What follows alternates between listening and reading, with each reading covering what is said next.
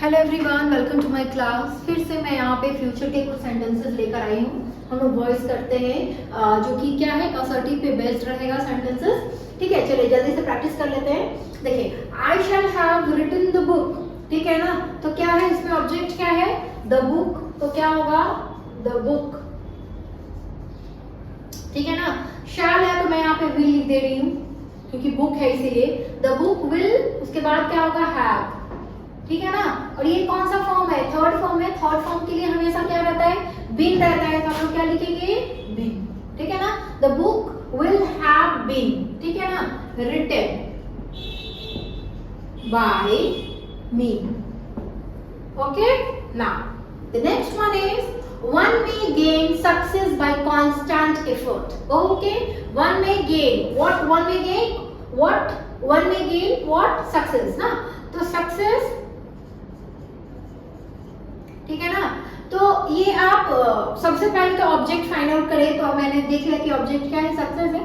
तो सक्सेस में है ना, गेन है ना, गेन क्या है, फर्स्ट फॉर्म है।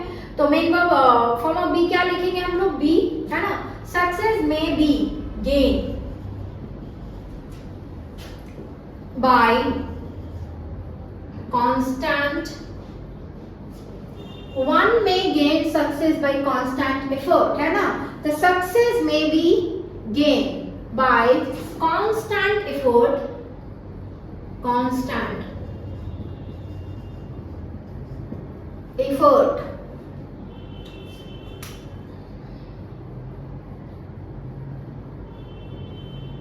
हाँ ठीक है, success may be gain by constant effort.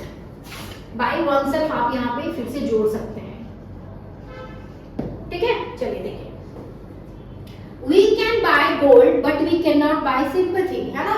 We can buy gold but we can not buy sympathy. तो क्या है, we can buy what, gold. तो gold can be bought by us but sympathy cannot bought।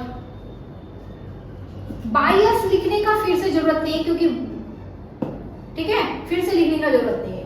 Gold can be bought by us but sympathy can not bought. ठीक है, चलिए, they will have bought a car. ठीक है, तो क्या होगा, a car, ठीक है ना, विल हैव का हैव, थर्ड फॉर्म है ना, तो क्या लगाएंगे, बीन। ठीक है ना, ठीक है, देखिए, a car will have been, उसके बाद थर्ड फॉर्म फिर से बॉट बाय देम। ठीक है, a car will have been bought by them. ठीक है, चलिए नेक्स्ट क्वेश्चन क्या है, he could kill the bird, है ना। तो क्या होगा, the bird could be killed by him। ठीक है, the bird could be killed by him। next, you must write the answers।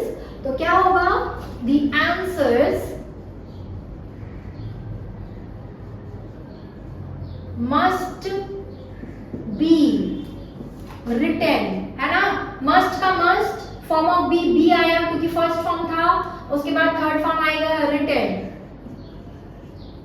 The answers must be written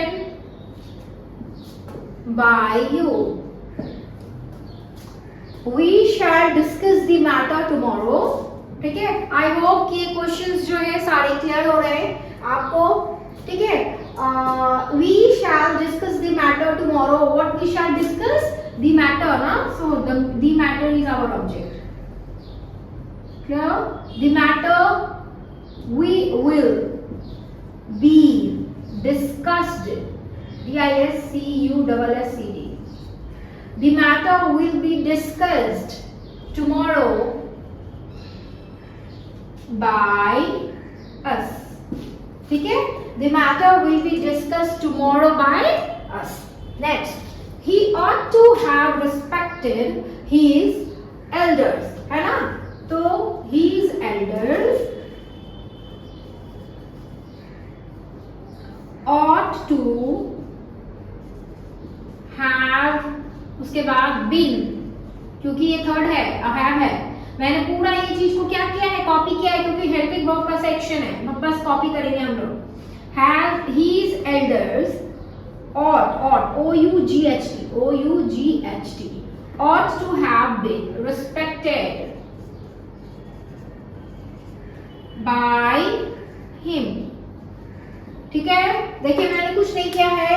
He ought to have respected his elders, तो मैंने his elders object था, मैंने यहाँ पे लिख दिया his elders. फिर ये पूरा मैंने कॉपी किया है.